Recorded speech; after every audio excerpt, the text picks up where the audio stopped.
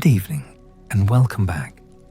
If you are new here, find yourself something comfortable. A blanket if you have one.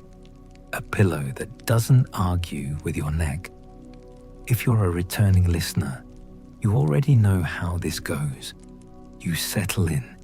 You let the day fall off you like a coat left by the door, and you come with me somewhere very old. Tonight is one of those nights where I want to ask you, before we begin, where are you? What corner of the world is holding you right now? A bedroom with a ceiling fan turning slow. A city apartment with the hum of traffic below. A house somewhere quiet with the kind of silence that has a sound of its own. I think about you, wherever you are. I think about the strange fact that you and I are doing this together. You in your particular dark, me in mine. And that what we are about to walk through is something that people have been walking through for as long as there have been people to walk anywhere at all. Tonight's story is not a Greek myth. It is not an Egyptian myth. It is not Mesopotamian or Norse or Hindu or Mesoamerican. And yet, it is all of those things at once.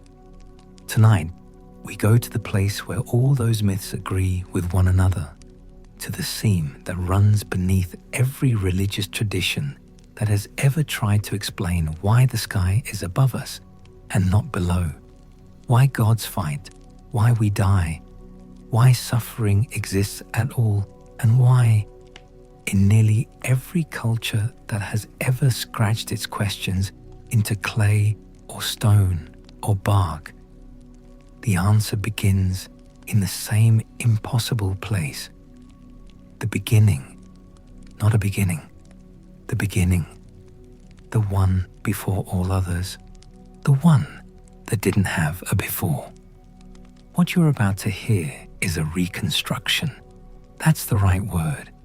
It is assembled from hundreds of sources, from texts older than most nations, from oral traditions that leaked into writing when writing finally arrived, from the comparative work of scholars who noticed and couldn't stop noticing that the story kept rhyming with itself across civilizations that had no contact with one another.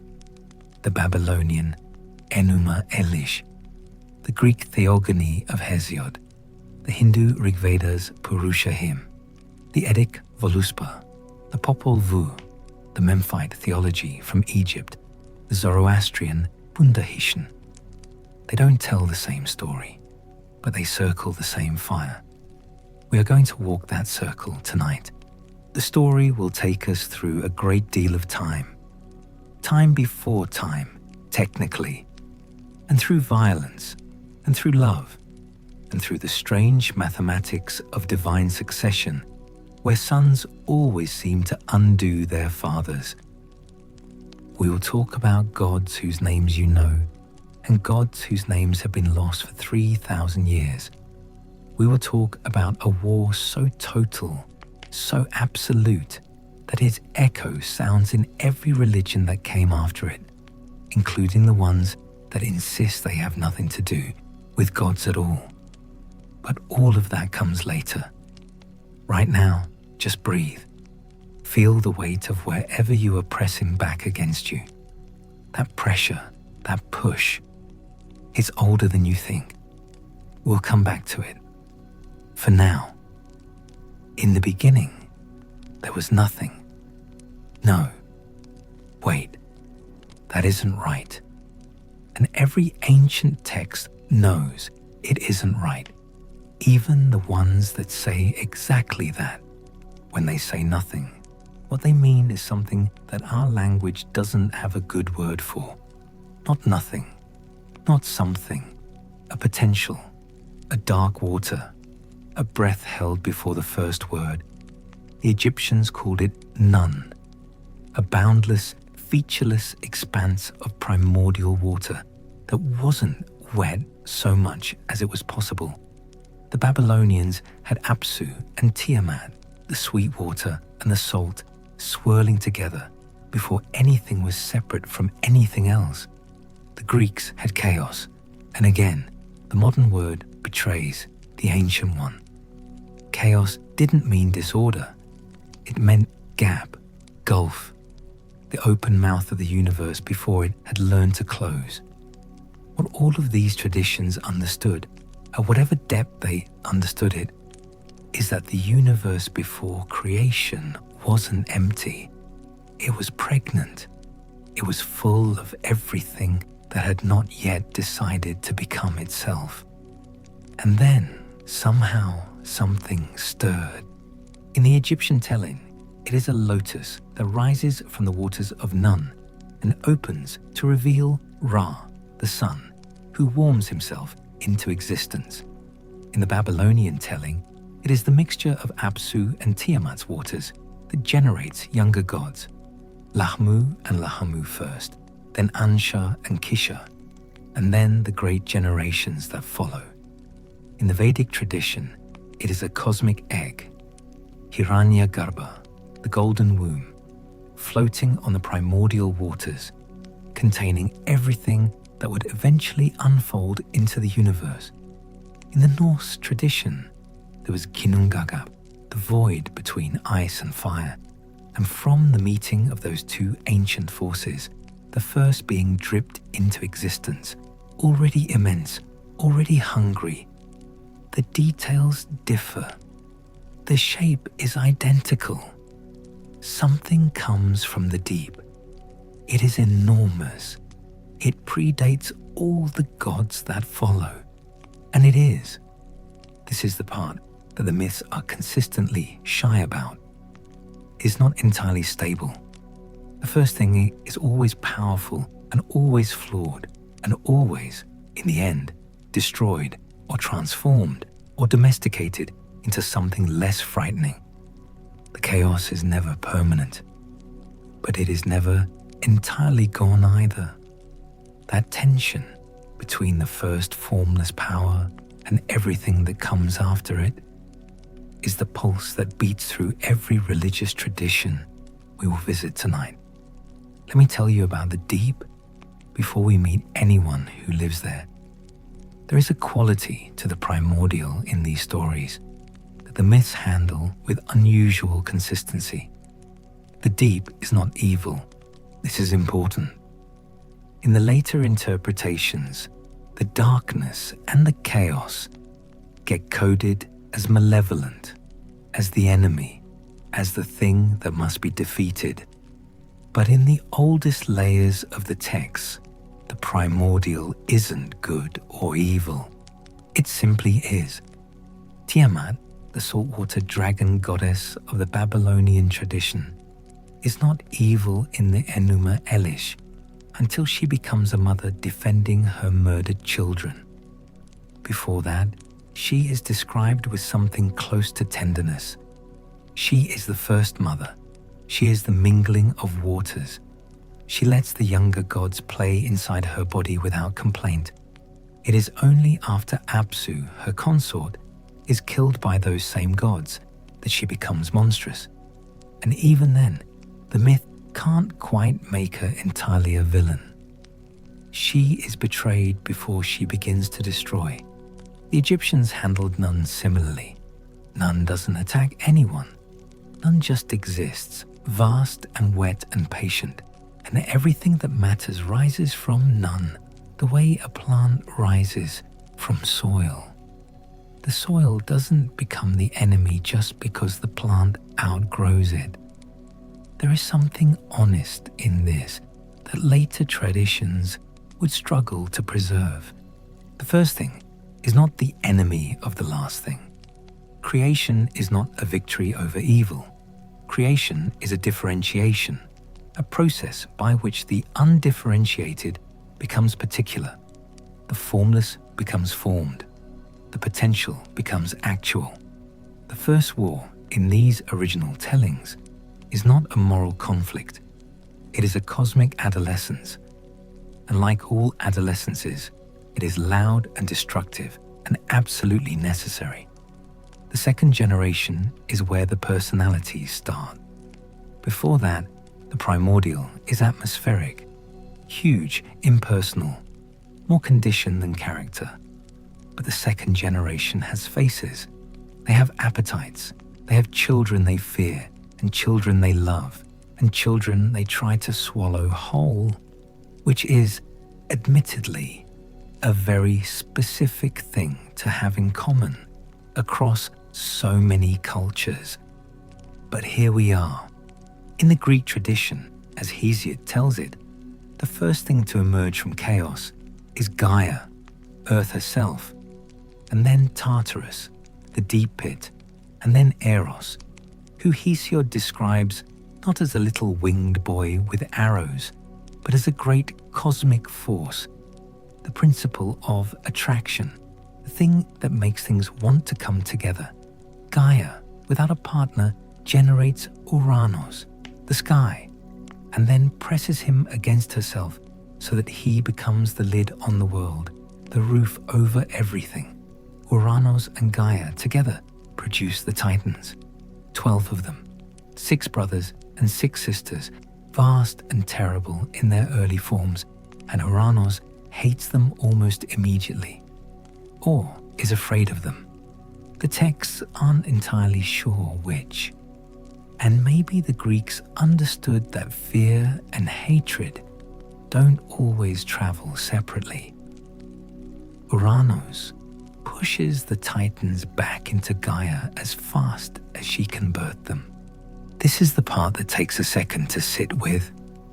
These are his children, and he is shoving them back into the earth, back into darkness, refusing to let them exist.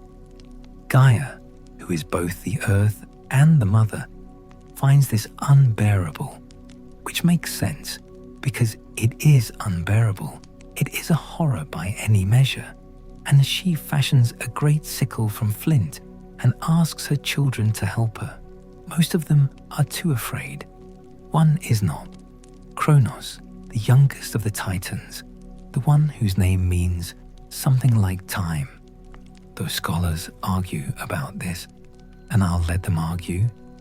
Kronos takes the sickle, and when Uranos comes to lie with Gaia in the night, descending like a sky does when it wants to touch the earth, Kronos reaches out from the darkness where he has been hiding and cuts his father. The specific detail of what he cuts is one of those mythological details that gets euphemized in retellings, and I won't euphemize it. He castrates him. He throws what he has cut into the sea. The blood that falls onto the earth becomes the Erinyes, the Furies, the spirits of vengeance. The foam that gathers around what was thrown into the sea becomes Aphrodite, love and vengeance born from the same wound. Hesiod seemed to think that was poetic, and he was right. Uranos, retreating wounded into the sky, curses his son. He calls him Titan. The word contains the idea of straining, reaching too far, and prophesies that Kronos will suffer what he has done, that his own children will overthrow him. Curses in myth never miss. Remember that. We will come back to it many times before the night is over. The Mesopotamian tradition handles the first succession differently, but with a rhyming structure that is hard to ignore. In the Enuma Elish, the younger gods, particularly Ea, a god of wisdom and water and deep intelligence, kills Apsu while Apsu is sleeping. He does it preemptively because Apsu was planning to kill them first, but the method, the killing of the patriarch while he rests, the using of wisdom against brute primordial power, is the same basic grammar as Kronos and the sickle. The sun wins, the father falls, the cosmos reorganizes around the new order. What follows in the Babylonian text is a period of uneasy triumph. The gods celebrate, they build, they grow loud with their building. And this is what wakes Tiamat, not grief alone, but noise. the ancient ocean disturbed by the commotion of the new, and she, who had been patient, who had told Apsu to let the young gods be, who had argued for tolerance, she decides finally that tolerance is finished. She creates an army, 11 monsters. She gives command to a god named Kingu, who she raises up and gives the Tablet of Destinies, the divine object that whoever holds it controls the fate of the universe. She gives it to him, and she goes to war. The younger gods panic. They try sending emissaries. The emissaries come back having accomplished nothing. Ea, who was clever enough to kill Apsu, finds himself unable to face Tiamat. Anu, the sky god, goes and then retreats without even speaking to her. And then someone brings up the young god Marduk. He is young even by the standards of the young gods. He is enormous.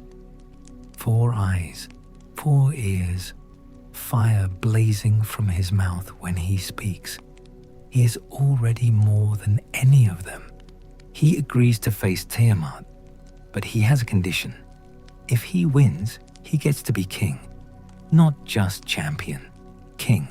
He wants the Tablet of Destinies. He wants authority over the other gods. He wants the right to determine fates. They agree. Of course they agree. What else can they do? What follows is the battle at the heart of Western religion's oldest written story, and it is brutal and beautiful in the way that only very old stories manage to be.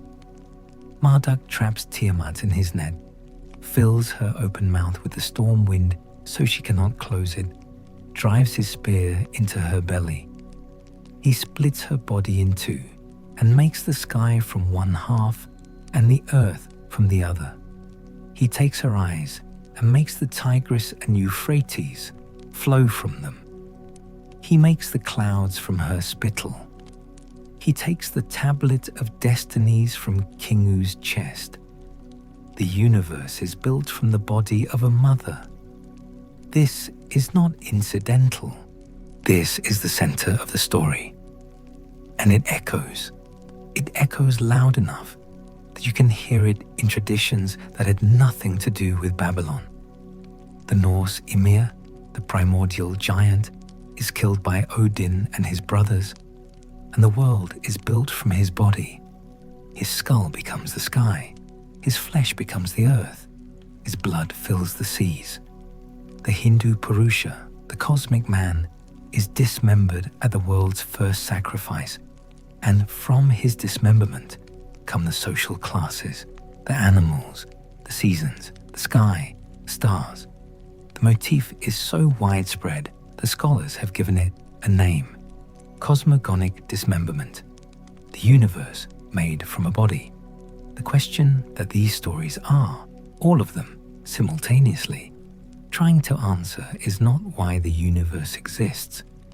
The question is why the universe is so mixed, why there is something that feels like beauty and something that feels like horror in the same moment, the same landscape, sometimes the same face.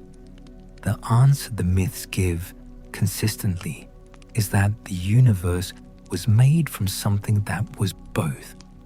Tiamat was the salt sea and the mother of gods and the enemy of gods and the substance from which the sky was carved. She is all of it. She was never one thing, and so the world she becomes is never one thing either. This is, if you think about it, a more sophisticated answer than the one that came later. Creation as the transformation of the ambivalent into the differentiated. Good and evil not as opposites, imported from outside, but as qualities that were present from the beginning, in the body of the first thing, before the first cut. The Titan age, in the Greek telling, lasted a very long time.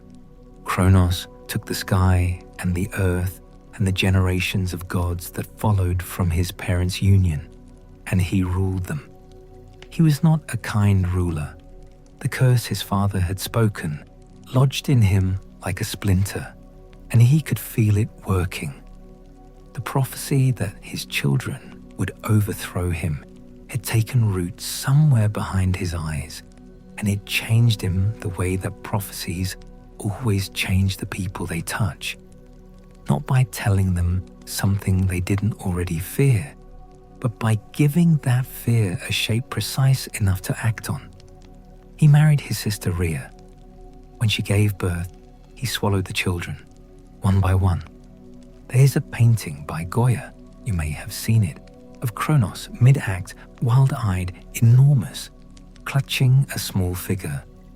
Goya painted it on the wall of his own house toward the end of his life, when he was going deaf and living alone, and the painting doesn't look like mythology.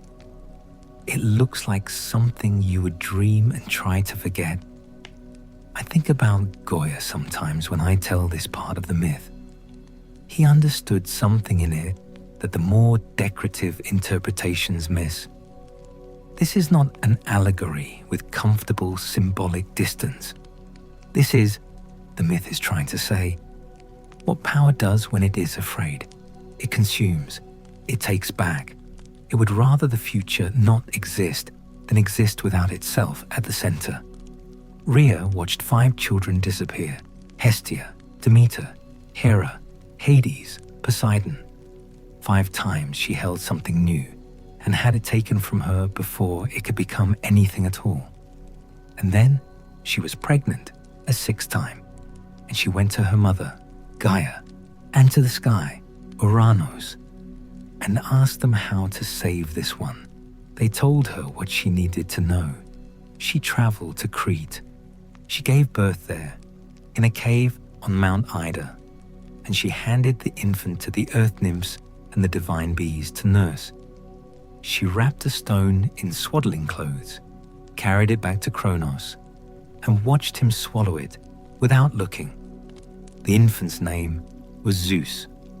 He grew up in secret, on the island, in the cave, fed on honey, guarded by the Curetes, who danced and clashed their shields together so that Kronos couldn't hear the baby cry. It is one of the stranger images in Greek mythology.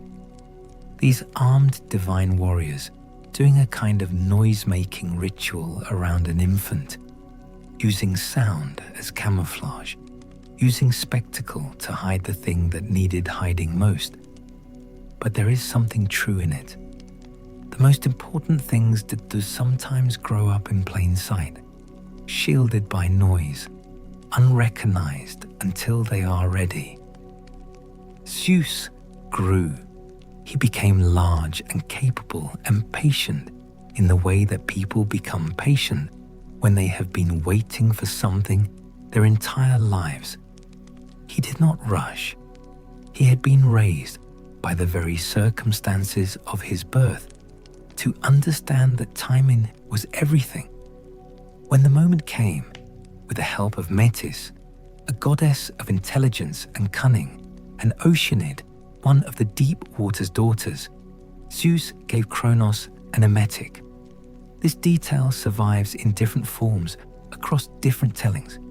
Some say it was a herb, some say a potion, some say Metis prepared it, and some say it was Gaia's suggestion, and some leave the mechanism vague. What matters is the result. Kronos vomited. First the stone, then one by one, the gods.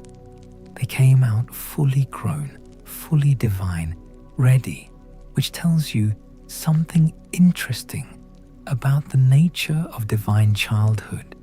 It was interrupted rather than absent, preserved rather than lost. They had been there all along, waiting inside the very thing that tried to prevent them. That detail recurs. The thing that tries to stop the future ends up carrying it. Kronos swallowing his children to prevent the prophecy fulfilled is exactly what made the prophecy possible. Gave the children time and protection, and a dramatic emergence that gave them the story they would need. If he had simply welcomed them, they might have grown in the ordinary way, one step at a time, and the transition might have been negotiated. Because he swallowed them, they arrived all at once, already furious. The war that followed, the Titanomachy, lasted 10 years. Let me sit with that number for a moment, because it deserves it. 10 years. The Greeks used that number for a particular kind of total, absolute civilizational war. Troy took 10 years. The Titanomachy took 10 years. These were not skirmishes or campaigns. They were the full expenditure of everything two sides had to give, until one side had nothing left. The Titans had their stronghold on Mount Othrys. Zeus and his siblings held Mount Olympus. And for 10 years, the battles went on. The kinds of battles that broke mountains, that shook the sea, that the myths describe in geological terms, in terms of tidal reshaping. This was not a metaphor, or rather, it was both a metaphor and something else, something the ancient Greek was less precious about distinguishing. The war between the Titans and the Olympians was a war that happened in the world, that left marks in the world, that explained, to the Greek mind, why the world had the shapes it had. Zeus did not win alone. This is often glossed over, and I want to resist that impulse, because who you ally with says something real about you. He freed the Cyclopes, the one-eyed giants who had been imprisoned in Tartarus, as deep under the earth as the sky is above it, as Hesiod carefully notes. The Cyclopes were Uranos' children, which made them Kronos' siblings, which made them, technically, Zeus' uncles. They had been imprisoned by Kronos, who presumably feared them as he feared everything. In gratitude, or simply in the spirit of utility, the Cyclopes gave gifts: thunderbolts to Zeus, the helmet of invisibility to Hades, and the tridents to Poseidon. These weapons, these attributes, defined what the three brothers would become. The thunder, the invisibility, the earthquake, the division of power started here, in gratitude, in alliance, in the mutual interest of the freed and the freers. He also freed the Hecatonchires, the 100-handed ones, three brothers whose names translate roughly as the stormy, the ever-powerful, and the white. Each had 100 hands and 50 heads. They had been imprisoned alongside the Cyclopes, and when Zeus freed them, they threw 300 boulders simultaneously at the Titan lines. The myth describes this in terms of sensory overload, the sea boiling, the earth shaking, the sky groaning, the underground shuddering. Total war in the most literal sense the ancient imagination could construct. The Titans broke. The ones who had fought were thrown into Tartarus. Kronos went with them. The prison they were sent to was guarded by the Hecatonchires, which is a kind of poetic justice that the Greeks were careful about. You were imprisoned by things like them for long enough. Now they are the ones with the keys. Atlas, who had led the Titan forces in the war, received a special sentence. He was made to hold up the sky, not thrown down into the dark, but frozen in effort at the edge of the world, at the point where earth and sky almost touch. A punishment that is also, in a strange way, a function. The one who had fought hardest to resist the new order became one of its structural supports. That is, perhaps, the most Greek thing in all of Greek mythology. The victory was complete. The old order was gone, or rather, and this is the important distinction, contained. The old order wasn't destroyed. You cannot destroy what is foundational. Kronos in Tartarus is not dead. Tiamat's body is the sky and the earth. The primordial is always present, always structure rather than absence. What the new gods did was not annihilation, but organization. They put the chaos where it couldn't be heard. They built on top of it and called it the world. Now came the question that every revolution faces after the fighting stops. What do you do with the peace? The division of the cosmos between the three brothers, Zeus, Poseidon, and Hades, happened by lot. They drew, and what they drew determined the shape of everything. Zeus got the sky and the overarching sovereignty, the position that came with the right to rule over gods and men both. Poseidon got the sea, that middle kingdom, violent and ungovernable in its depths, but necessary, traversable, real. Hades got the underworld. Some tellings say he was cheated. Some say he drew fairly and was satisfied with what he got. Hades himself, in Homer, doesn't seem to think he was robbed. He points out, when the question comes up, that he holds a third of the world just as his brothers do, and that his third is the one that eventually gets everyone. There is a patience in the Homeric Hades that reads almost like contentment. He doesn't want more sky. He has no need of the sea. He has the destination. Everything comes to him in time. The earth, the surface, the middle world was held in common. Zeus ruled it from above. Poseidon's earthquake shaped it from below, and Hades received everything that left it. But the earth itself, Gaia, was no one's property. She continued, as she always had, to do what she wanted. This arrangement was stable. Mostly, the gods organized themselves on Olympus, 12 of them eventually, a number that carries its own symbolic weight. And they began to behave the way gods behave in the myths, which is to say, in ways that are very difficult to categorize morally. They fell in love with mortals. They punished insults. They helped their favorites and destroyed those who pleased them less. They were vast and petty and magnificent and cruel in measures that don't resolve cleanly into a moral system, which was perhaps the honest assessment. The universe is vast and petty and magnificent and cruel in measures that don't resolve cleanly. The gods were the universe wearing faces. The Olympian settlement was not purely Greek. Something structurally similar happened in every tradition we are following tonight, and the similarities are precise enough to deserve attention. In the Vedic tradition, after the defeat of the Asuras, the older anti-gods who had once shared the world with the Devas organized themselves under Indra, who held the thunderbolt.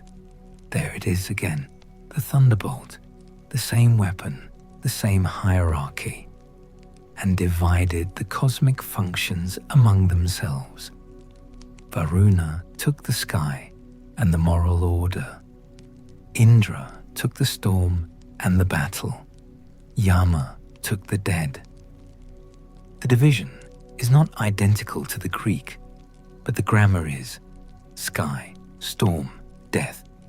3 domains, 3 brothers, or near brothers, the world organized by partition. In the Norse tradition, after the war between the Aesir and the Vanir, the 2 tribes of gods who fought and then made peace, exchanging hostages in a kind of divine diplomacy. Odin held the highest seat, All-Father.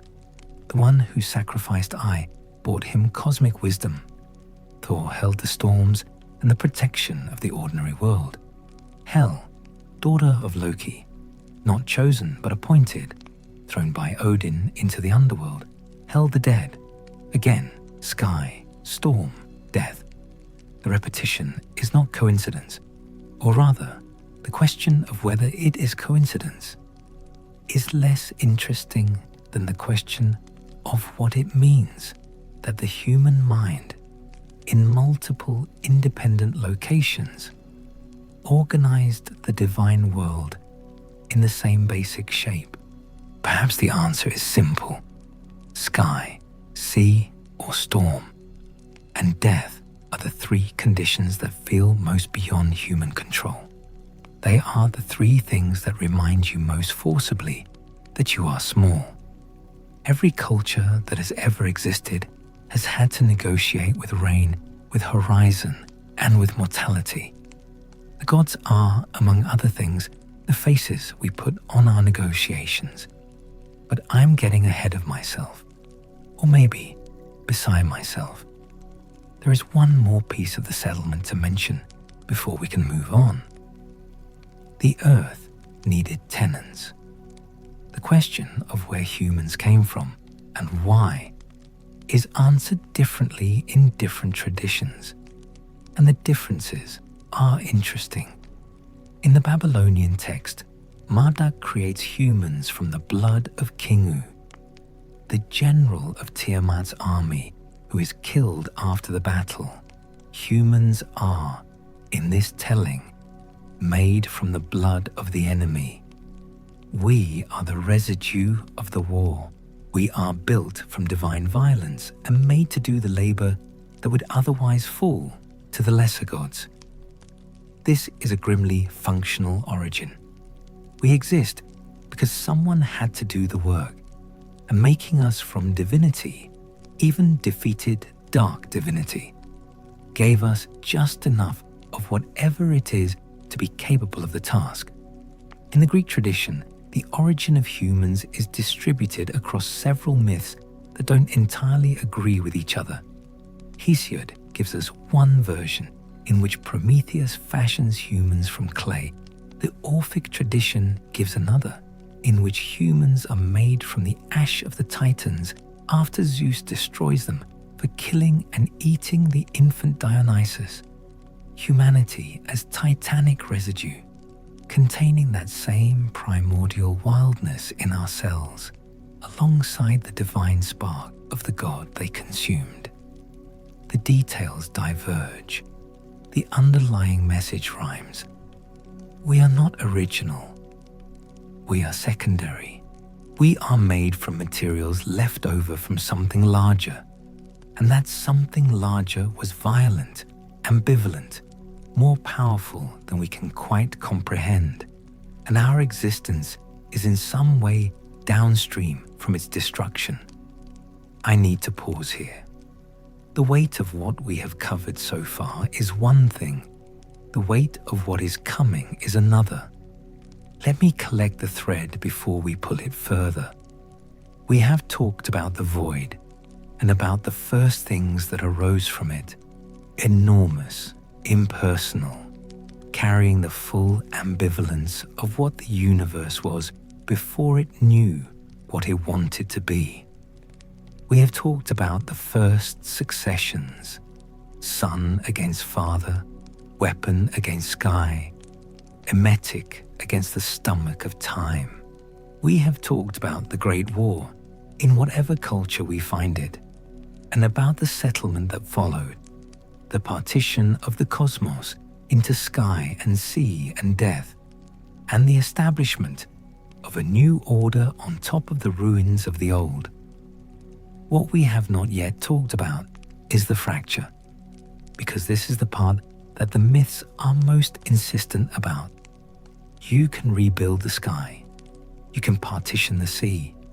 You can lock the Titans in Tartarus and name your 12 gods and establish your mountain and your hierarchy. But there is something in the new order that the new order cannot fix. There is a door left open, a seam that doesn't close, a wound in the world that the creation of the world made, and that no subsequent organization has been able to heal. The myths call it by different names. Hesiod calls it the end of the Golden Age, The Vedic texts call it the descent through the yugas. The Norse tradition calls it the path toward Ragnarok. The Zoroastrians call it the flaw introduced by Angra Mainyu into Ahura Mazda's perfect creation. The Abrahamic traditions call it the fall. Whatever you call it, the shape is the same. Once, things were better, and something happened, something that was both a choice and an inevitability, both a sin and a structural consequence. And now, things are the way they are. And the distance between how things are and how they once were is the wound we live inside. In Hesiod's telling, this takes the form of the 5 ages. The first age was gold. The men of the Golden Age were not born. They simply came into being in the time of Kronos, which is an interesting thing to note, that the Golden Age is Kronos' age, the Titan's age, the age before the Olympian victory. In the Golden Age, people lived without effort, without pain, without the need to plow or struggle. The earth gave freely. They died easily, as if falling asleep. And when they died, they became spirits, holy spirits, who watched over the world, who were present in it as invisible guardians. Then the Olympians made the silver race. Worse in every way, Hesiod says, and not without some tone of personal grievance, as if he'd been cheated out of something by being born when he was. The silver race spent 100 years as children, foolish and long-fed at home, and then had only a brief adulthood which they wasted in violence and impiety. Zeus destroyed them, and they became the spirits of the underworld. Then bronze, violent, hard, interested only in war, so consumed by fighting that they wore themselves out and descended into Hades' realm without names. Then, and this is the part that reveals how Greek Hesiod is, how specifically Greek the Greek mythological mind could be, there is an age of heroes which is better than the Bronze Age, which interrupts the descending sequence to include the specific men who fought at Thebes and Troy and sailed the seas in the myths that Greeks told about themselves. This age is neither gold nor iron, but something separate, something inserted by a mind that couldn't quite let the past be only decline. Then iron, now, our age, the age in which, as Hesiod puts it with what reads like genuine bitterness, he would rather not have been born. An age of toil and strife and gradual moral decay. An age in which Zeus will eventually destroy this race also, when the last traces of shame and justice vanish from the earth, and all that remains is naked power. The Vedic tradition has a similar structure, though it operates on timeframes that make Hesiod's look modest. The 4 yugas, Satya, Treta, Dvapara, Kali, describe a world that loses a quarter of its virtue in each age. The Satya Yuga is the age of truth and purity, when humans lived for 100,000 years and needed no food, no shelter, no law. The Kali Yuga is our present age, the darkest, the shortest, the most morally degraded, and it will end in destruction, from which the next Satya Yuga will eventually arise. The cycle is immense, spanning millions of years, but the logic is identical to Hesiod's. We are living in the decline, and what we have been given is a world that used to be better. The Norse tradition doesn't structure it as ages exactly, but as an inevitability. The world was built. The world has enemies. The enemies, the giants, the bound monsters, the Jormungandr in the deep, are patient in the way that only things that have been waiting since before memory can be patient. Ragnarok is not punishment. It is not even really a catastrophe. It is a destination that was built into the world on the day the world was built. The gods know it is coming. They fight against it anyway. Whether this makes them brave or simply constitutionally unable to stop fighting is a question the Norse tradition asks without answering. The Zoroastrian version is the most theologically elaborate. Ahura Mazda, the wise Lord, creates the world in a limited, perfect form. 6 great creations, one by one, and then Angra Mainyu, the destructive spirit, who is not secondary to Ahura Mazda in an origin sense, but has existed opposite him since before creation, breaks through and infects each creation with its opposite, death into life, drought into water, darkness into light, cold into warmth, disease into health. The world is then a battlefield, a mixture of the pure and the corrupted, and the whole of human history is the long drama of that battle working itself toward a resolution, a final renovation, a Frash Okareti, in which the world is purified and death itself is ended.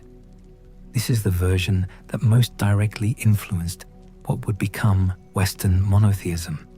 If you've spent any time in a church or a mosque or a synagogue and encountered the idea of an ultimate confrontation between good and evil, a final judgment, a world renewed, you are hearing Zoroaster's echo. He lived, best estimates say, somewhere between 1500 and 600 BCE in what is now Iran, and he looked at the dual nature of the divine world that his predecessors had described, the warring gods and anti-gods, the primordial ambivalence, and he drew a line down the middle. He said, there are 2 sides. One is right, one is wrong. History is the process of determining which wins. This is a revolutionary interpretation, and it changed everything. But before Zoroaster, before the line was drawn, the myths gave us something that the later moral frameworks struggled to contain. They gave us characters who were neither side, who were both, who were necessary for reasons that didn't reduce to goodness or evil. Let me tell you about Prometheus. The name means forethought.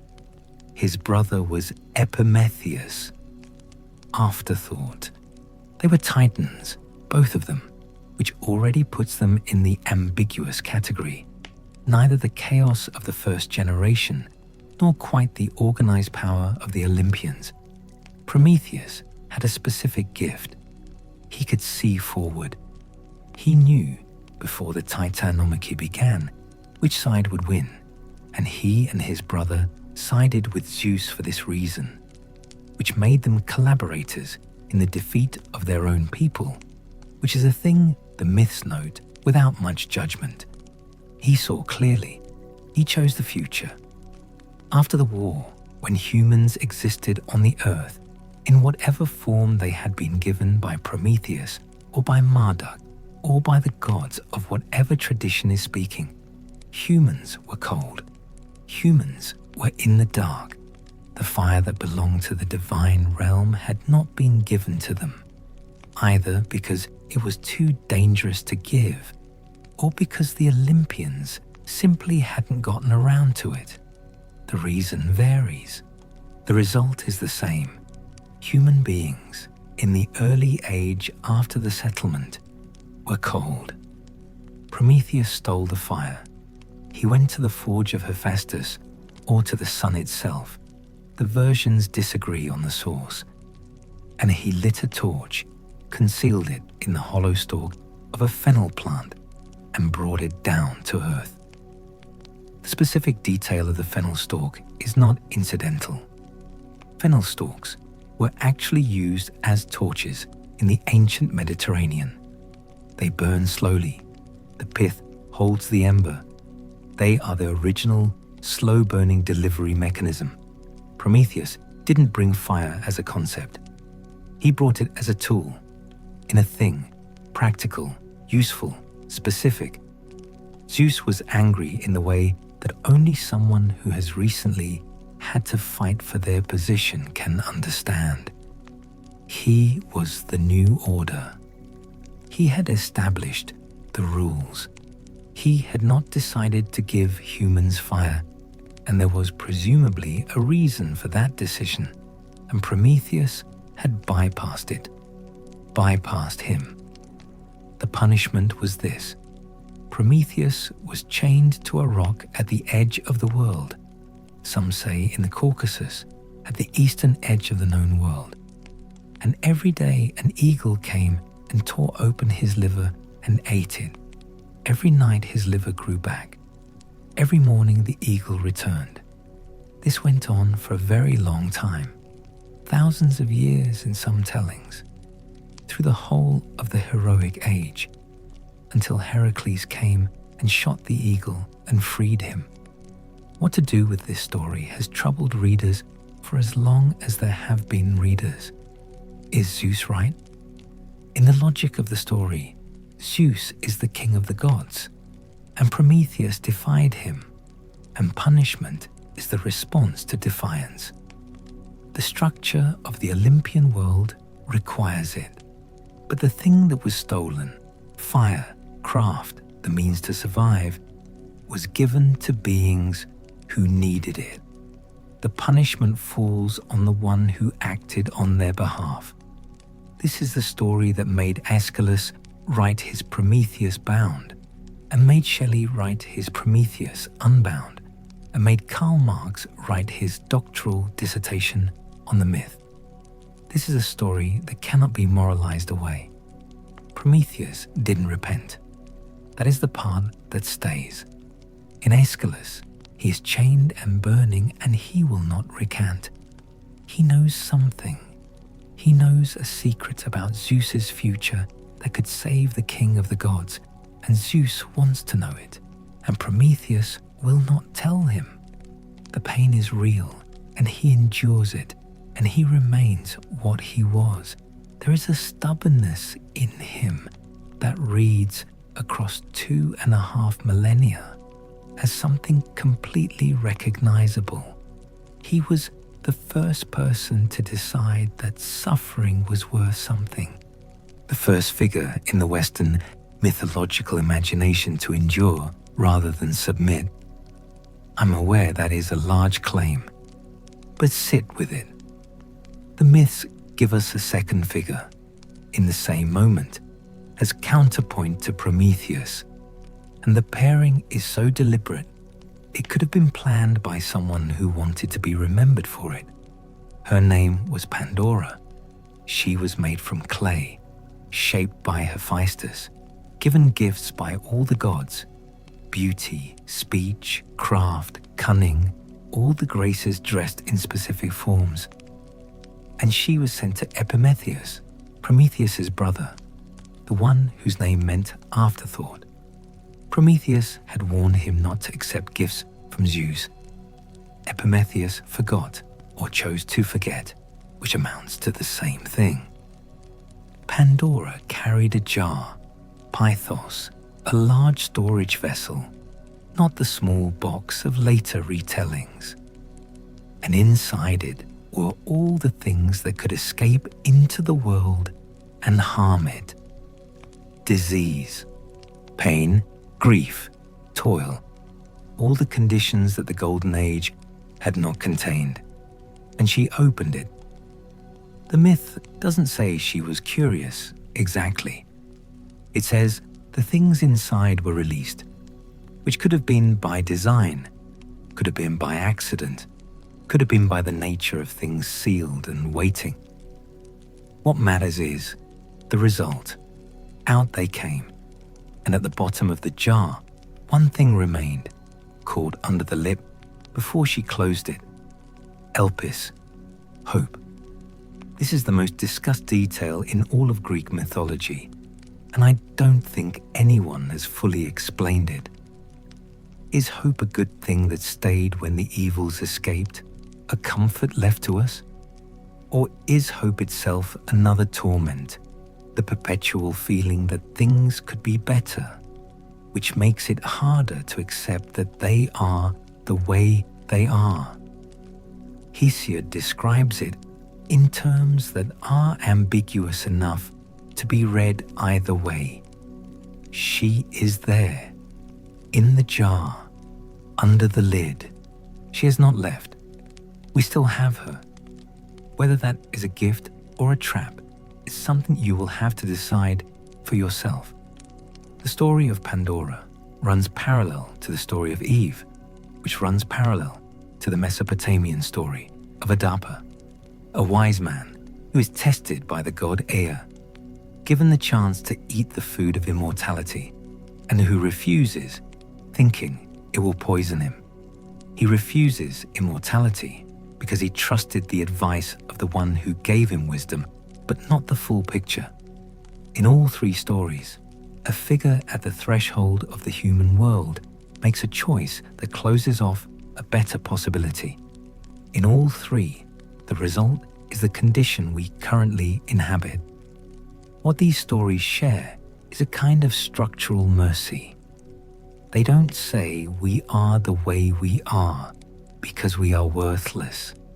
They say we are the way we are because we are incomplete, because something was taken, or something was opened, or something was misread, because there was a moment, a hinge, a threshold, and at that moment, something was not quite right, and the world folded around it.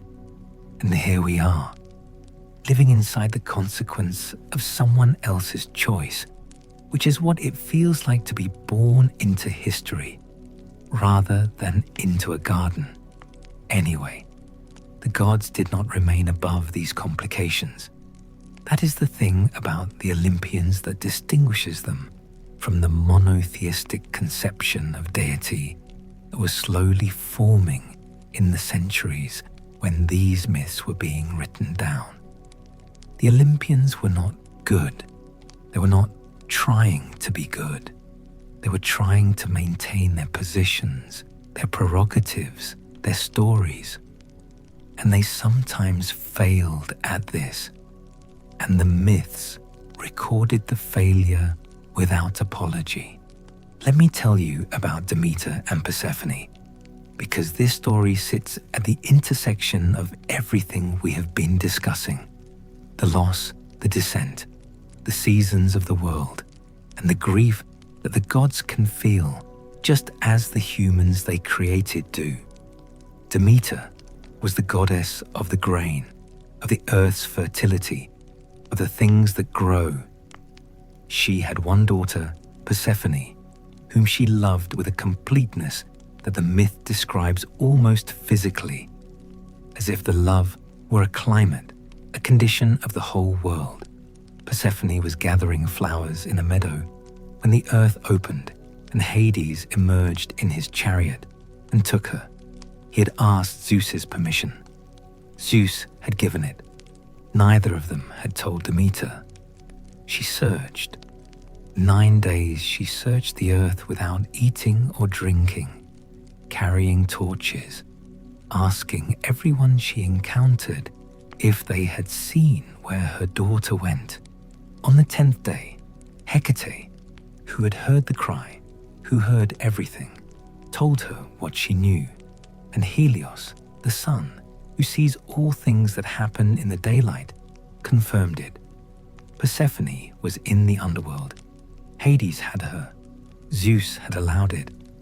Demeter's grief, in the Homeric hymn to Demeter, which is the oldest and most complete telling of this story, is not the polite grief of a figure in a story. It is vast and catastrophic and takes the whole world with it. She leaves Olympus.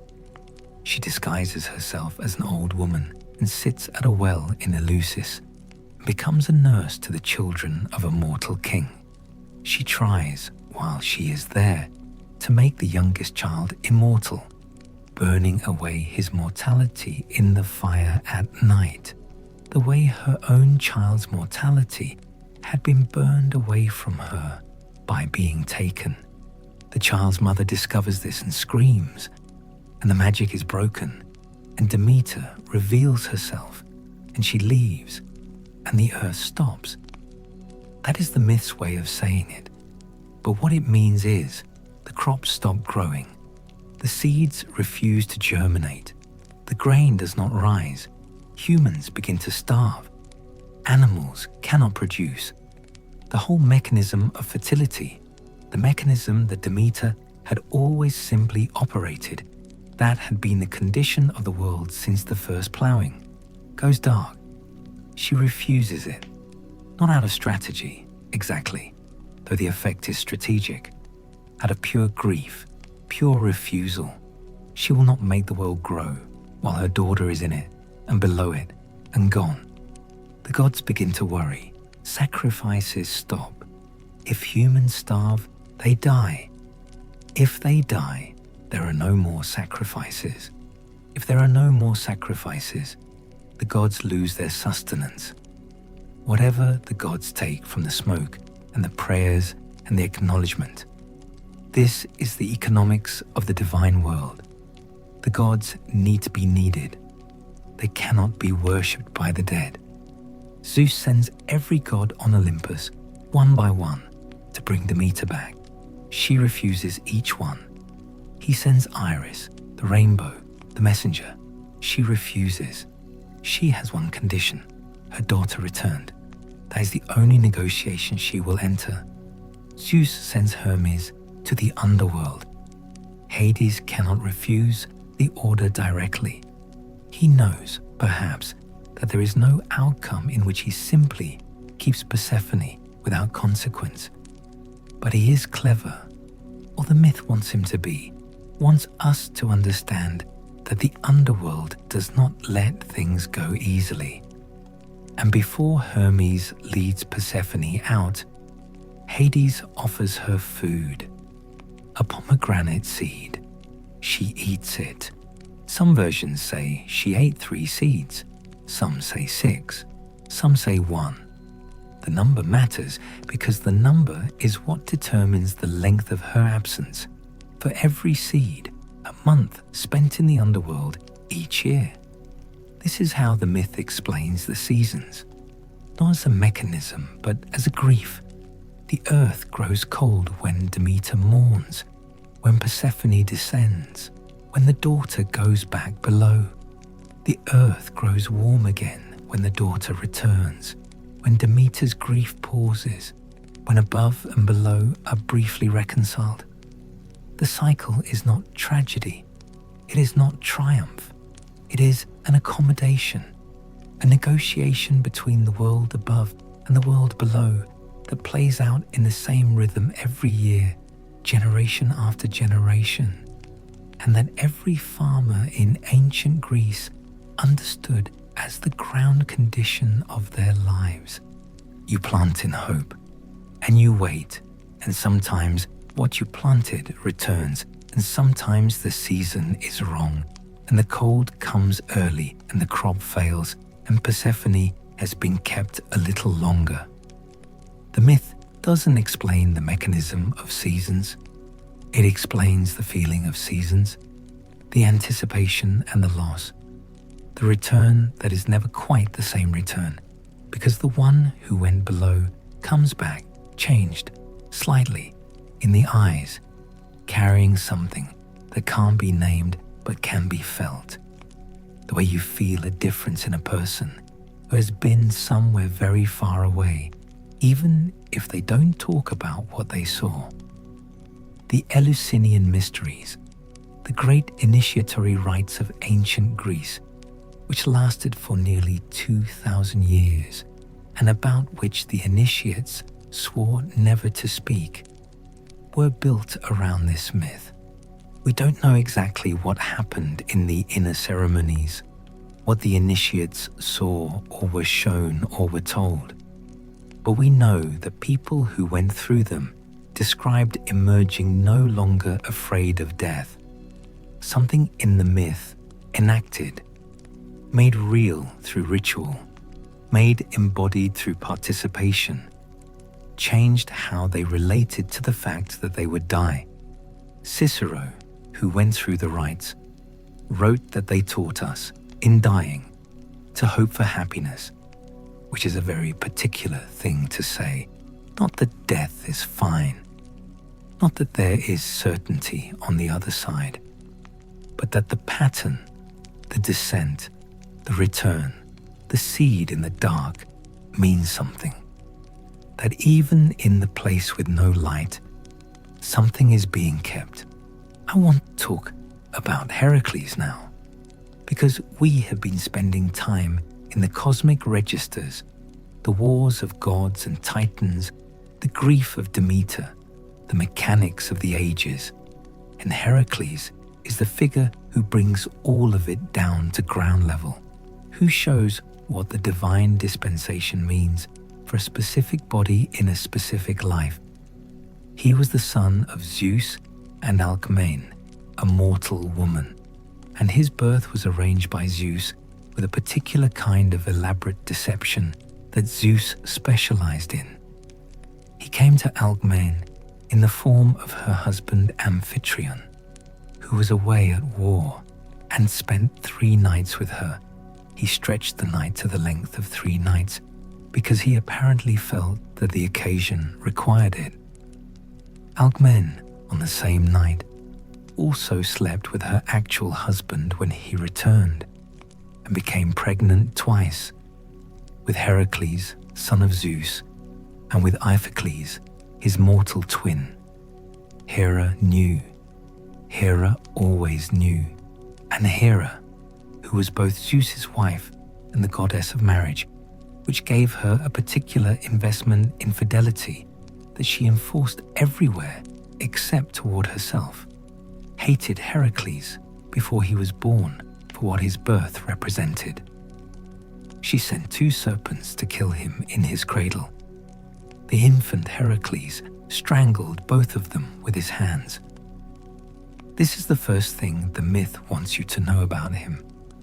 He was born into attempts on his life and survived them with the same equipment he was born with. No weapon, just himself. He grew. He was trained by Chiron, the centaur, the great teacher of heroes, who taught him medicine and music and the hunt and combat, the full curriculum of what it meant to be the best possible version of a dangerous man. But Chiron could not teach him temperance exactly, or perhaps temperance wasn't the problem. The problem was Hera, who was always there, always arranging the circumstances to be a little more unbearable than they would otherwise be. She sent madness on him, a divine madness, sudden and total, and in the madness, he killed his own children. Some versions include his wife. The number and the details vary, but the shape is constant. The strongest man in the world, reduced by divine intervention to a force he could not direct, doing the thing he would most need to undo. When the madness cleared and he understood what he had done, the myth doesn't let him simply grieve. It puts him through the most famous penance in ancient literature, the 12 labors, as commanded by the oracle at Delphi, as structured by his cousin Eurystheus, himself a king who had benefited from Hera's interference in the order of royal succession. The divine grudge was long and structural. Heracles was made to perform 12 impossible tasks: the Nemean lion, the Lernaean hydra, the Augean stables, the golden apples of the Hesperides. Cerberus himself, brought up from the underworld alive. I want to spend a moment on the Lernaean hydra because it is the one that reveals the most about the structure of heroic effort as the Greeks understood it. The hydra was a serpent creature with many heads. The number varies, but always more than comfortable. And for every head that was cut off, 2 grew back. This is the myth's precise description of certain kinds of problems. You solve one and you get 2 more. You address the symptom and produce 2 new symptoms. The hero who goes at it by force alone is going to lose. What works eventually, with the help of Iolaus, his nephew, is cauterization, cutting the head and immediately burning the stump, stopping the proliferation at its source. The solution isn't more force, it's the right combination of force and fire and thinking while doing. That detail is why the Hydra became such a permanent fixture of the symbolic vocabulary. Every institutional problem is a Hydra. Every addiction, every conflict that produces new conflicts when you confront the original. The myth knew this and encoded it. He died badly in the end, as the heroes who live large tend to. His wife Deianira, trying to recapture his love with what she believed was a love potion, accidentally poisoned him with centaur blood, the blood of Nessus, who had tried to assault her and whom Heracles had killed with a poisoned arrow. Nessus, dying, had told her that his blood would keep Heracles faithful. It was a lie with a very long fuse. She soaked his robe in it. He put it on. The poison ate him. What he endured next, as the centaur blood worked through his body on the slopes of Mount Tuatha, where he built his own funeral pyre, the myth describes in terms usually reserved for titans and great battles. The pain was outside the category of what a mortal body is supposed to be able to survive. He survived it, technically, long enough to climb onto the pyre. He asked a passing shepherd to light it. Zeus took him then, took the divine part of him, the part that was Zeus's, and put it on Olympus. He became Heracles the god, married Hebe, youth, and lived among the immortals. His mortal self descended to the underworld as a shade, where Homer says you could hear him howling, still 2 versions of the same man, in 2 different places simultaneously, as if the experience had split him into what he was from his father and what he was from everything that had happened to him. He is the myth's most honest accounting of what it costs. Not what it costs to be weak. There are many myths about that. But what it costs to be the strongest thing that has ever lived, and to have it not be enough. To do everything asked of you and more. To succeed at every assigned task, and to die anyway of something your own actions set in motion decades before. The Trojan War does not need an introduction. You know it, or you know the edges of it. The wooden horse, the face that launched 1,000 ships, the decade of fighting. But in the structure of the story we are telling tonight, the Trojan War is something very specific. It is the moment when the divine comedy, the soap opera of Olympus, the interference and the favoritism and the petty grudges became a catastrophe for human beings who were not party to the gods' grievances. It began in the most immediate sense with a golden apple. In a slightly longer sense, it began with Zeus's desire to reduce the human population, which was growing too numerous, too loud, a concern that echoes the Babylonian story of the gods and the noise that disturbed Tiamat. In the longest sense, it began with the same structural instability that every divine order carries from the beginning. Too many gods with too many interests, and not enough world to contain them all without friction. At the wedding of Peleus and Thetis, all the Olympians were invited except Eris, the goddess of discord. Eris came anyway. She left a golden apple on the table inscribed, "For the fairest." 3 goddesses claimed it: Hera, Athena, Aphrodite. Zeus, wisely in the sense of a man who has watched 3 powerful women argue before and knows better than to pick a side, refused to judge. He appointed Paris, Prince of Troy, as the arbiter. Each goddess offered him a bribe. Hera offered power and kingdoms. Athena offered wisdom and skill in war. Aphrodite offered the most beautiful woman in the world. Paris chose Aphrodite. He chose Helen, who was already married, and he took her from Sparta. And the Greeks came after them, and 10 years of war followed. This is the story that the poets told. But underneath it, in the way that underneath every myth there is an older myth, the way that underneath every city there are the foundations of an older city, there is the question of what the war was really about. And the myth, if you ask it directly, gives you an answer that is quieter and more unsettling. The gods arranged it.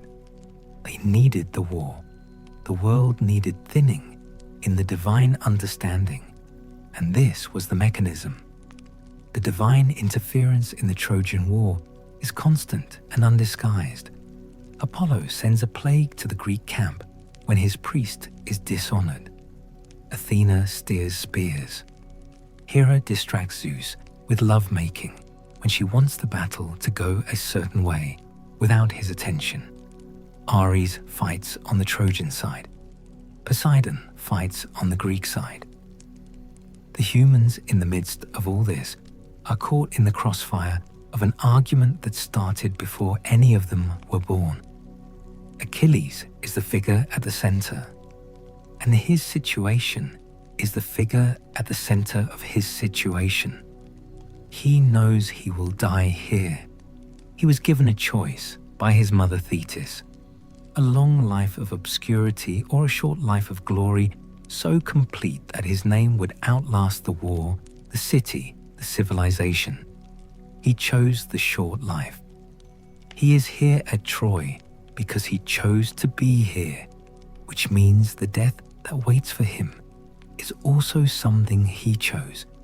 He carries this knowledge the way some people carry a wound that they have accepted will not heal, but that they have refused to let prevent them from walking. His rage is the opening subject of the Iliad. Not the war, not Troy, not Hector. Achilles' rage specifically, the rage that began when Agamemnon took his prize, the captive Bres, and that caused him to withdraw from fighting, and that caused the Greeks to suffer. And that was eventually brought back to terrible efficiency by the death of his companion Patroclus. The war is the container. The rage is the content. There is an argument to be made, and scholars have made it, that Achilles is the first psychological portrait in Western literature. Not a type, not an allegory, a specific interior condition explored from multiple angles. His grief for Patroclus breaks the boundaries of what the poem has established as normal expression. He stops eating. He rolls in the dust. He holds the body. He refuses to release it for burial. He kills Hector, not entirely in cold strategic calculation, but in the hot, specific grief of a loss that has rearranged him. And then Priam comes. This is the scene that I think is the hinge of the Iliad, and it is one of the most extraordinary scenes in any literature, and I'm going to try to do it justice without misrepresenting it. Priam, king of Troy, the old man whose city is burning and whose son Hector is dead, comes to Achilles alone. at night, guided by Hermes, he enters the camp of the man who killed his son, goes to the man's tent, and takes Achilles' hand, the hand that killed Hector, and holds it to his own lips and says, "Remember your own father." Achilles weeps. They weep together, the killer and the father of the killed, sitting across from each other in the firelight of a war that has not yet ended, finding in each other the exact shape of grief. Priam's grief for his son and his city, Achilles' grief for Patroclus and for his own father, who is old and far away and will not see his son return. The war doesn't stop. The gods don't intervene to make this moment into peace. But in the moment, two men who are each other's enemy share a meal and acknowledge each other's humanity, and Achilles gives back the body. This is not a resolution. It is a pause, a human pause inside a divine arrangement. The gods arrange the war. The gods will arrange the fall of Troy. Achilles will still die soon, from Paris's arrow, guided by Apollo, in a way that is itself a kind of divine irony. The greatest warrior of the age killed at his one vulnerable point by the man whose choice started all of this. But for one night, two men who have every reason to be only what the war has made them are instead just men. I keep returning to this moment when I think about what the myth is trying to teach. The war is not about Achilles and Priam. They are not the cause of anything, but the moment of recognition between them, the decision to be present to each other's grief, even in the middle of the grief's cause. That moment feels more real than the divine machinery that surrounds it, more durable, more worth something. The fall of Troy is handled differently in different sources, and the combination of those sources gives us a picture that is tragic in a very specific way. Not tragic in the sense of noble suffering, but tragic in the sense of consequence running past its intended limit. The Greeks won. They took the city. And then many of them had very hard journeys home, and several did not make it, and others arrived home to deaths they had not anticipated, and others arrived to a world that had changed so much in 10 years that home was no longer available in the form they had left it. Agamemnon came home and was murdered by his wife. Odysseus was kept wandering for another 10 years. Ajax the Greater denied the armor of Achilles that he felt was rightfully his, was driven mad by Athena, and killed livestock thinking they were his enemies, and when sanity returned, killed himself out of shame. The winners of the Trojan War were mostly ruined by it. This is the myth's accounting of the cost of divine-scale conflict when human beings are the ones who pay it. The gods went back to Olympus. The humans stayed in the rubble. The aftermath of the Great Divine War, the Titanomachy, the Gigantomachy, the various cosmic conflicts that the settling of the world required, similarly distributed its costs unevenly. The gods sat on Olympus. The Titans sat in Tartarus. The humans sat in the Iron Age, doing Iron Age things, working, dying, struggling with disease and grief, and the constant low-level suspicion that whatever arrangement the gods had made was not primarily made for them. Let me try to pull the threads together now, because we have been ranging widely, and the threads deserve to be held in the same hand for a moment before we continue.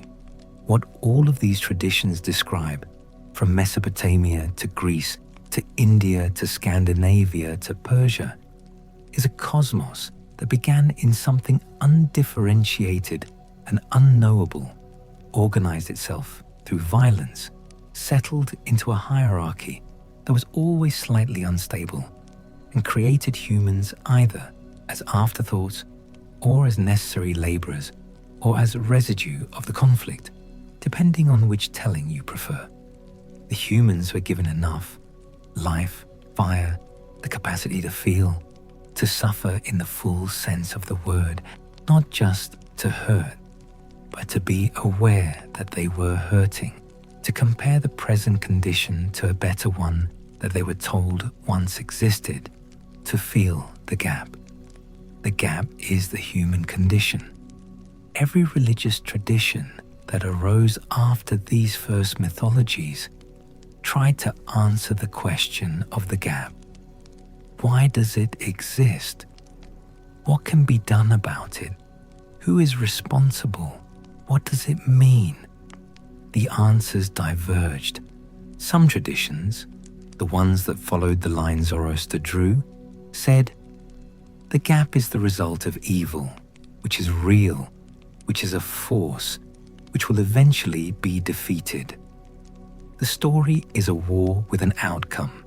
There will be a moment when the gap closes.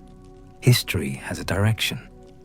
Other traditions, the ones that followed the cyclical logic of the Vedic system, said the gap is structural. It will always open and close.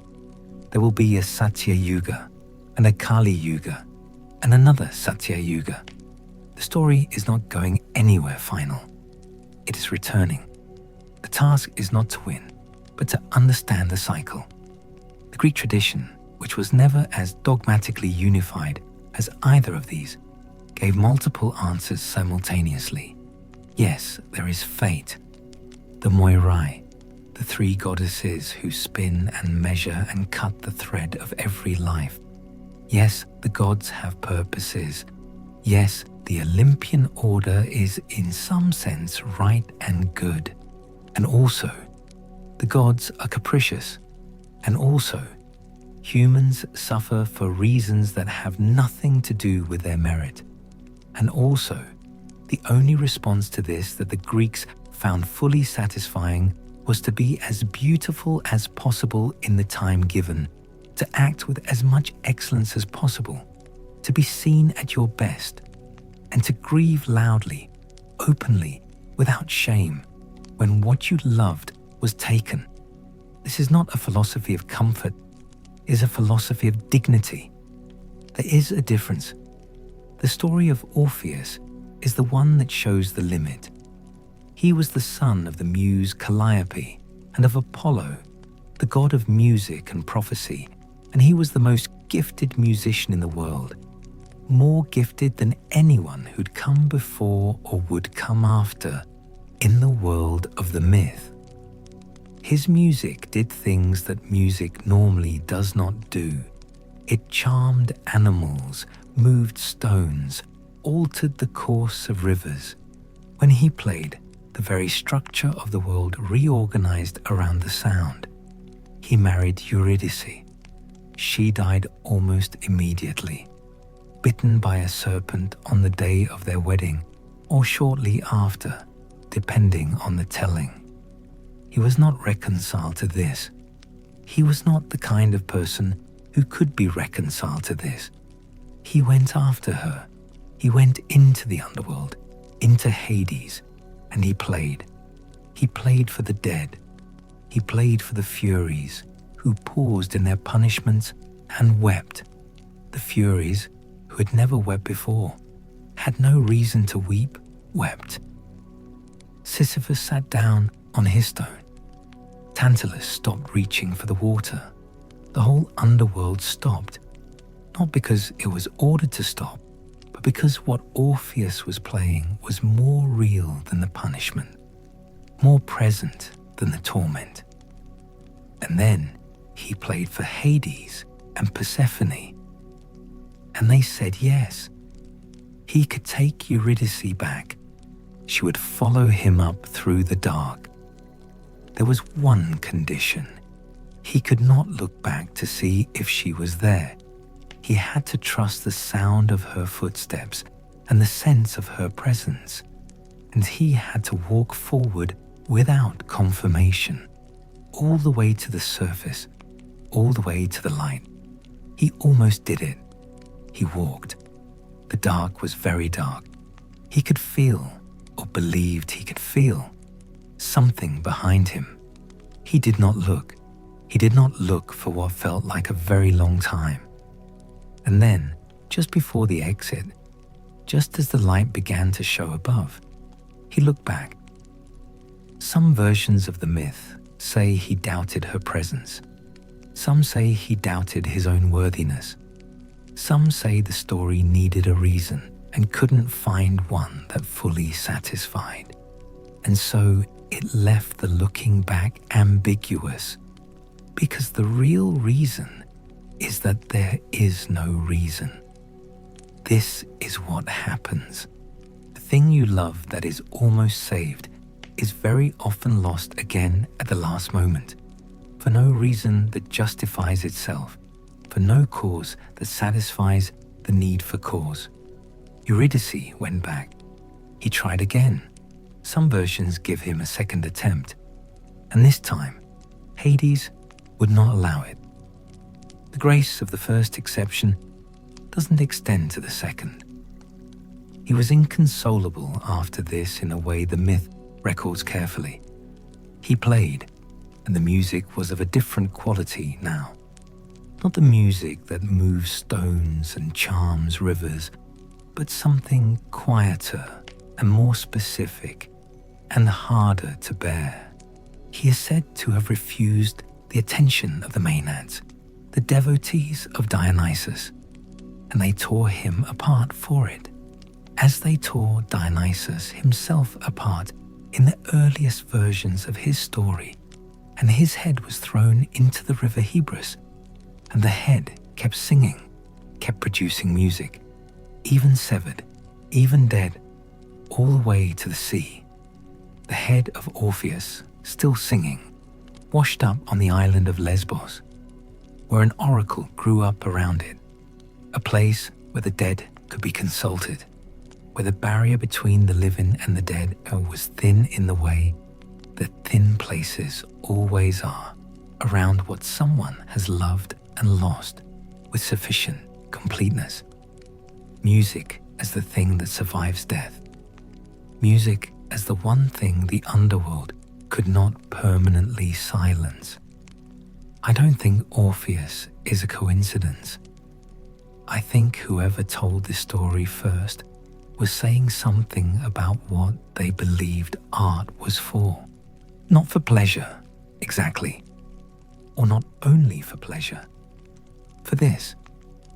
For the possibility that even after the thing you made it about is gone, the making continues. The voice continues. The song goes on down the river and reaches the sea, and someone hears it.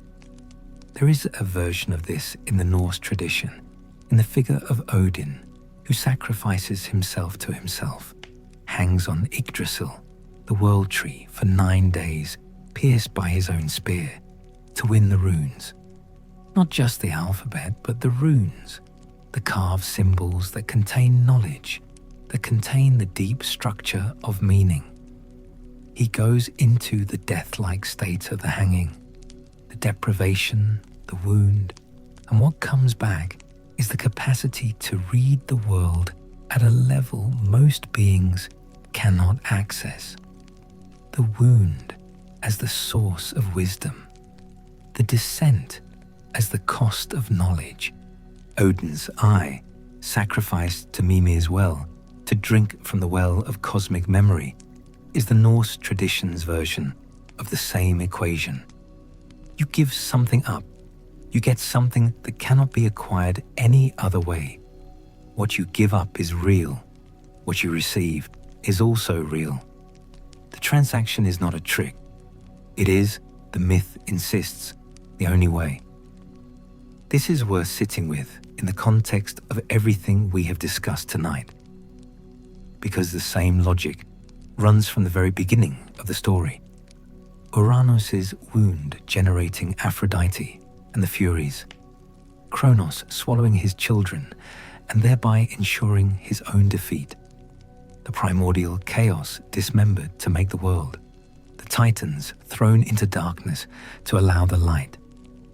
Every stage of the divine succession involves something lost, something broken, something that could not be repaired, but from which something necessary was made. The later religious traditions that emerged from this substrate, the monotheistic traditions, the philosophical traditions, the mystery cults, all tried to find a way to tell this story that didn't require the loss. A paradise where the wound doesn't happen. A resurrection that undoes the death. A frashokareti that purifies the corruption. An enlightenment that is not paid for with anything. They were reaching, these later traditions, for the thing that the older myths knew you couldn't have. A world without the cut. I think the oldest myths were more honest. The cut is how the world was made. The wound is structural. The loss is not a mistake in the design. It is the design. And the question that the mystery cults, the ones like Eleusis, were really asking in the dark, in the ceremony no one would describe afterward, was not how to avoid the wound. It was what the wound makes possible. What grows from the seed in the dark? What returns when the winter is over? What the head still sings, floating on the river after everything else has ended?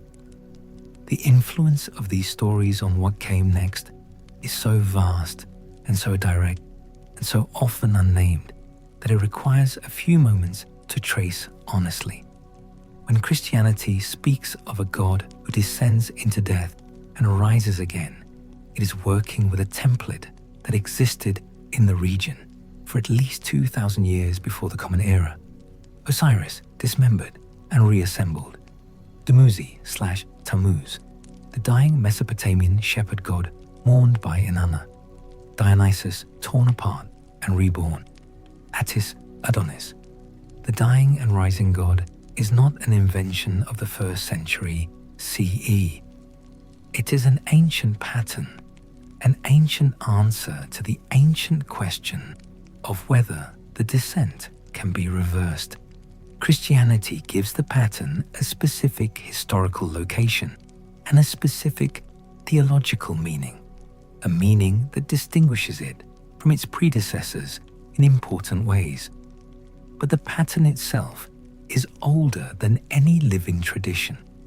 When Islam speaks of a day of judgment, a final reckoning at which the moral ledger of history is balanced, it is working with a structure that existed in Zoroastrianism, which drew it from the older Iranian religious tradition, which drew from the same substrate of cosmic war mythology that generated the Enuma Elish.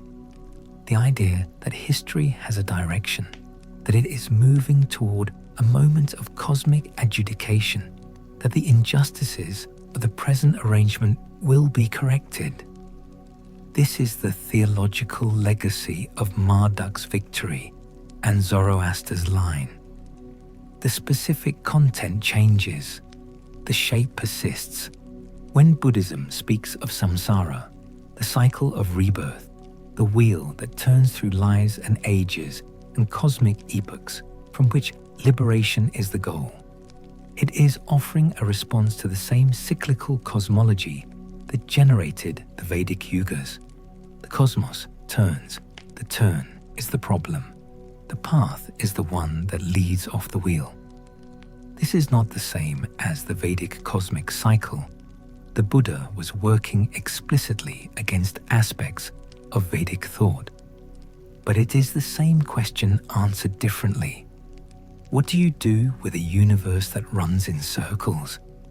The Greek philosophical tradition, Plato's theory of forms, Aristotle's unmoved mover, the Stoics' logos, is not myth exactly, but it carries the mythological structure inside it. Plato's divided universe, the perfect forms above, the imperfect material world below, the philosopher's task to ascend from shadows to light, is the Olympian settlement translated into epistemology, the divine order above, the human condition below, the few who can see clearly the difference between the two. The Stoic logos, the rational principle that runs through the cosmos and that the wise person aligns with, is Marduk with the tablet of destinies, translated into impersonal cosmic law. These translations are not plagiarism, they are thinking. They are what thinking is at its deepest level, the attempt to make the same essential discovery in the language available to the time and place in which the thinker finds themselves. What all of them discovered, what the myths knew before the philosophers, before the theologians, is that the universe is not morally neutral, and it is not morally simple. It is vast, and it contains both the structure and the wound, both the order and the chaos that the order was built from, and that the order cannot fully contain. The first gods are not dead, they are architecture. Uranos is the sky, Tiamat is the sea, Gaia is the earth beneath your feet right now, wherever you are. They did not go anywhere. They became the conditions in which everything else happens. There is something that has been trying to surface in this telling for a while, and I'm going to let it surface now, briefly, and then withdraw before it becomes something it shouldn't be. What is remarkable, sitting with all of this material, is how much the ancient mythological mind understood about the relationship between power and fear. Uranos imprisoned his children because he feared them. Kronos swallowed his children because he feared them. Zeus, in some tellings, swallowed Metis when he learned she would bear a child who would surpass him. He swallowed his own wife, his own wisdom, to prevent the succession. The pattern runs through every generation of the divine world. The one who holds power fears what would come after them, and the fear of what comes after is what makes the succession violent. This is not a mythological problem. This is a problem with a very long subsequent history. But I'll leave it there. The myths already know it, and they've known it longer than any of us. The world the myths gave us is not a simple world. It is not a world in which the right side wins and the wrong side loses and the victory is clean. The Olympians won the Titanomachy, and then they spent the next several thousand years in Greek mythology making the lives of humans complicated in ways that don't always reduce to justice. Marduk won his war and built his city, and the city eventually fell to the Persians, and then to Alexander, and eventually was lost under the Iraqi desert, where archaeologists found it in the 19th century. The Norse gods know Ragnarok is coming, and they fight anyway. Because what else would you do with the knowledge that the end is coming? You fight anyway. You feast anyway. You tell the stories anyway. The myths do not promise a better world. What they promise, what they offer, which is different from a promise, is a vocabulary, a set of shapes for the things that happen, a language for the wound that the wound itself is too immediate to provide. That is what we inherit from these stories, not the theology. The theology has been revised and revised again, and will be revised again, and that is fine. That is what theology is for, not the cosmology. We have better cosmology now. We have had it for a few centuries, and the myths were not wrong to have the cosmology they had, but they are no longer the best account of how the universe was formed. What we inherit is the capacity to hold complexity without resolving it prematurely, to sit with the ambivalent and the broken and the unsatisfying and still find at the bottom of the jar something that keeps us going. Call it Elpis, call it hope, call it the head of Orpheus still singing on the water, the stories that have lasted longest, the ones we are still telling in one form or another, in this medium and every other, are not the ones that resolved cleanly. They are the ones that held the wound open long enough to look at it. The Iliad ends with Hector's funeral, not with Greek victory. The Odyssey ends with domestic reunion, but with the shadow of another journey waiting.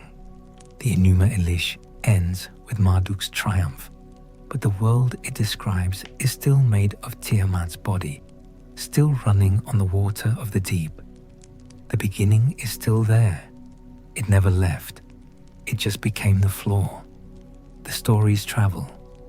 This is the final thing I want to say, and it may be the most important thing, and I am aware that I have said a great deal tonight, but this deserves its own moment.